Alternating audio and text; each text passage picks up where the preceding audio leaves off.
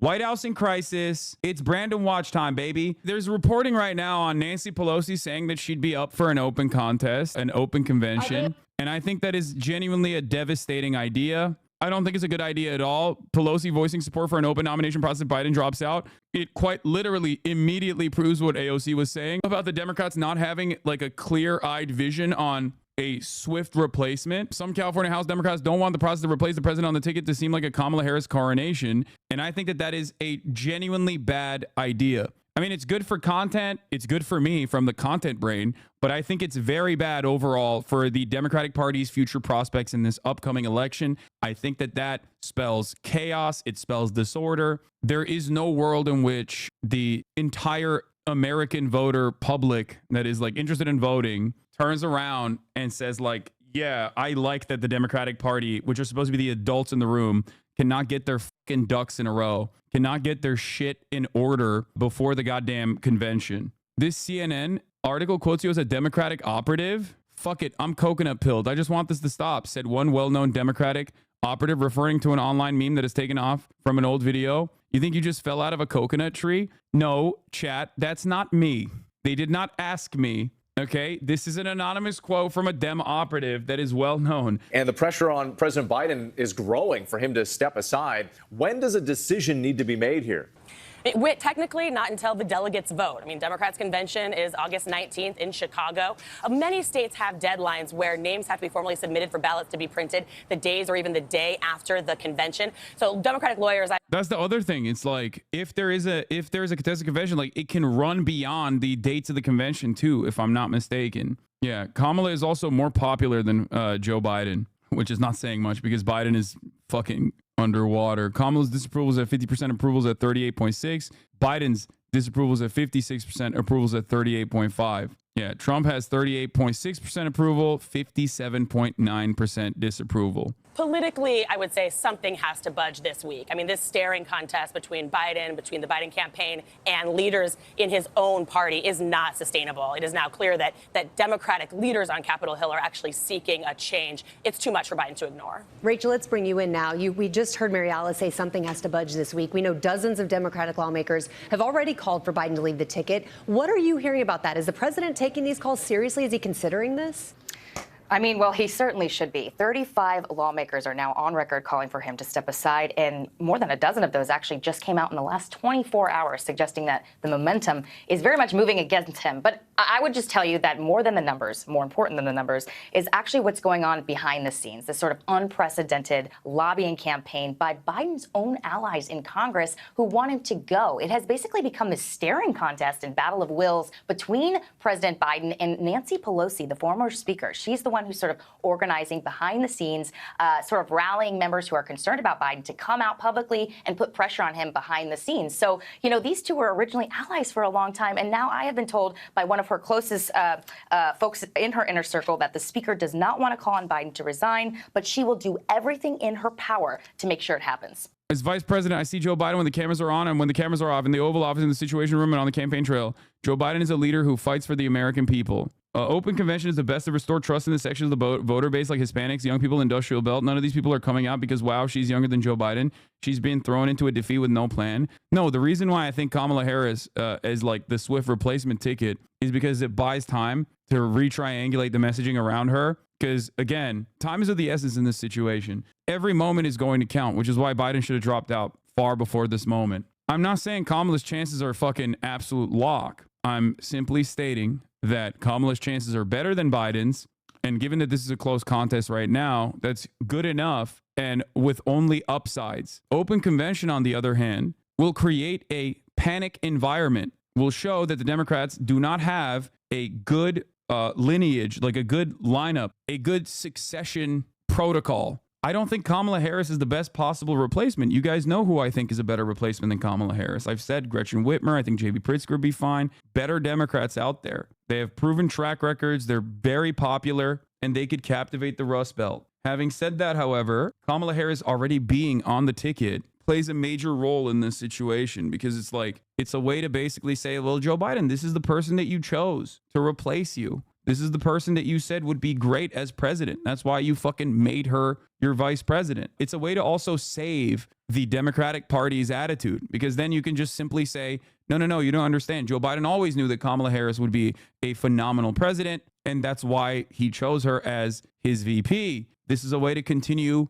the legacy of Joe Biden and the legacy of the past 4 years and the policies of the past 4 years. Now, obviously, you and I might not agree with that narrative. Like, I mean, what fucking legacy? Who gives a shit? Fuck Joe Biden. Makes a coherent replacement narrative that you can set, that you can campaign on. Random person coming in on the last second makes it seem like maybe Joe Biden's legacy is dog shit. And then people go, well, why the fuck am I voting for the Democrats again then? Because the past 4 years, they just sucked then, I guess. They don't even have any confidence in their own administration. Why the fuck should I have confidence in them? All right, Mary Alice, you were in Milwaukee at the Republican National Convention this week, selling their platform to voters. That was their goal. So did they do it? Most of the week, I felt so. I mean, the momentum was there. People were excited about the pick of J.D. Vance for the running mate. They were focused on the issues. They were talking about crime and fentanyl and Israel.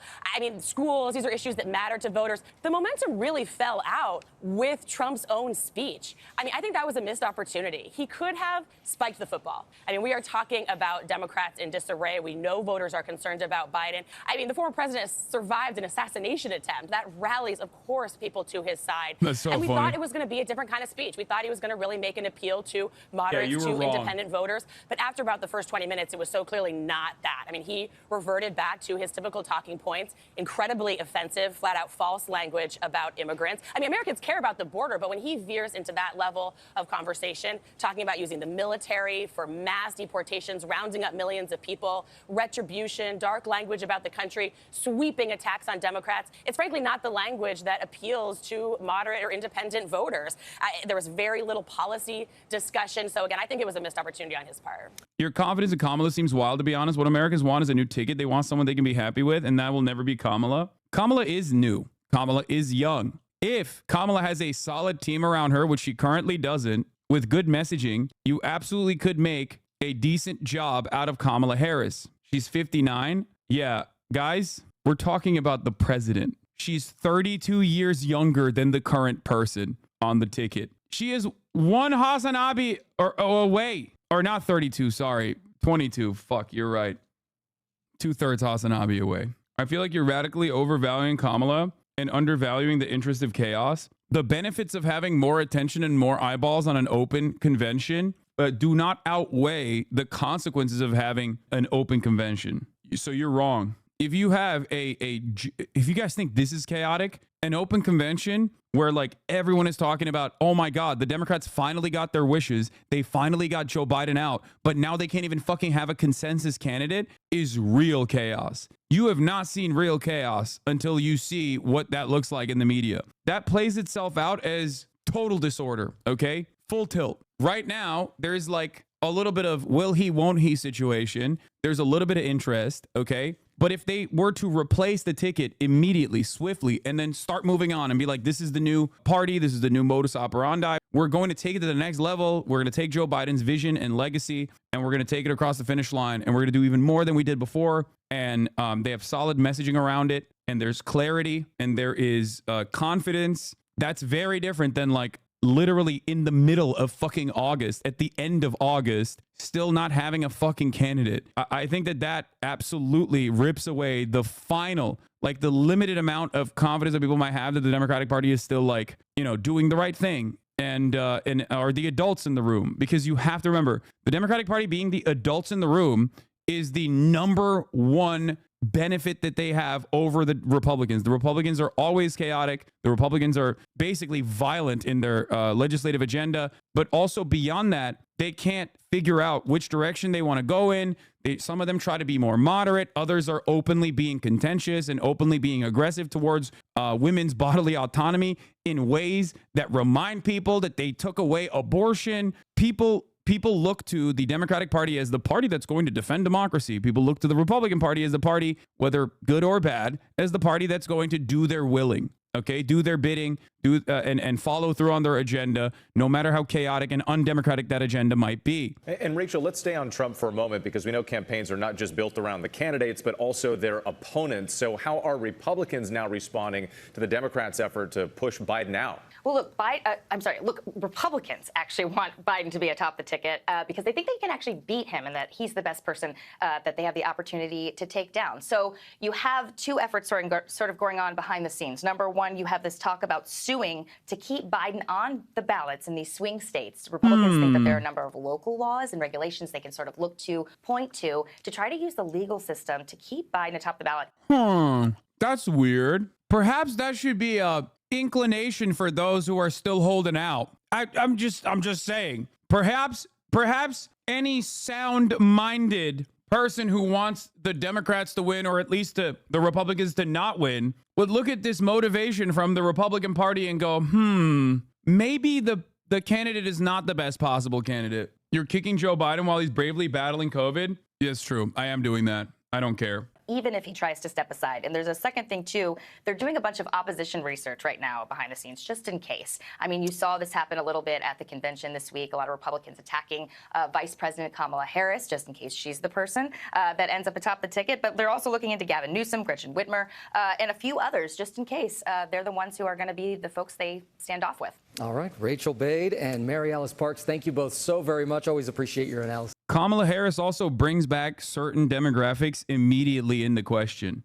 Like, the average American doesn't think as much as you guys do about politics. That's something you have to remember. I love this chatter said, fuck the commies. And the average Gen Zer even is going to be like, oh yeah, that's a younger person. I'm interested. I'm invested. That's why I say what Kamala Harris does, if she is appointed as the nominee, is very important in terms of messaging. Very, very important in terms of messaging. Because like when people are locked in and they go, oh, this is a new fresh face, this is a more vibrant candidate, is a more dynamic candidate, then she has to play that part. Then she has to play that role. If she's barred out like she's been goofing around the entire time for the past 4 years, then it's going to be harder. Easier than Joe Biden, but hard nonetheless. Because every single person that is polling for Biden right now, in every single poll that has been conducted, is going to vote for whoever the fuck the blue person is, because their motivations for voting for Biden is not because they love Biden. Their motivations for voting for Biden, as demonstrated by those exact same polls,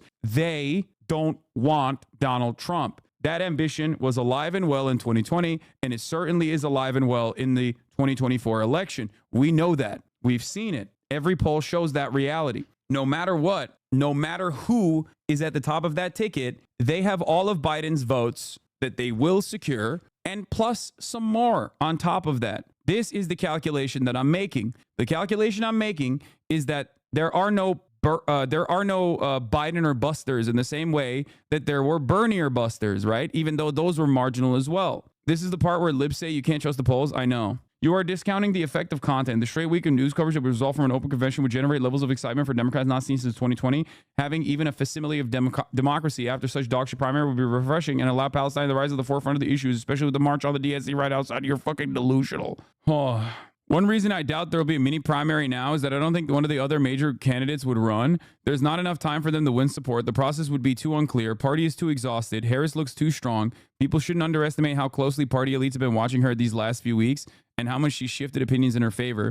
You might get some token opposition from people who want to raise their profiles, do CNN town halls, etc., which could be good for Harris because her win would be both contested and overwhelming, but strongly doubt you get Newsom. Whitmer already said she won't run. Shapiro, Bashar, etc., safer for them to position VP for 2028. If Biden had stepped aside weeks ago, it might have been different. If Jamie Harrison had been thinking through options rather than making himself a Biden no matter what guy, maybe it would have been different. But that's my read of where the party is now. Caveats, everything is fluid. Biden might still refuse to step aside if Harris falters. That could change sentiment, etc. Do I really think Harris can beat Trump? I think, depending on how this campaign restructures itself and how it messages going forward, yes. Yes, I do.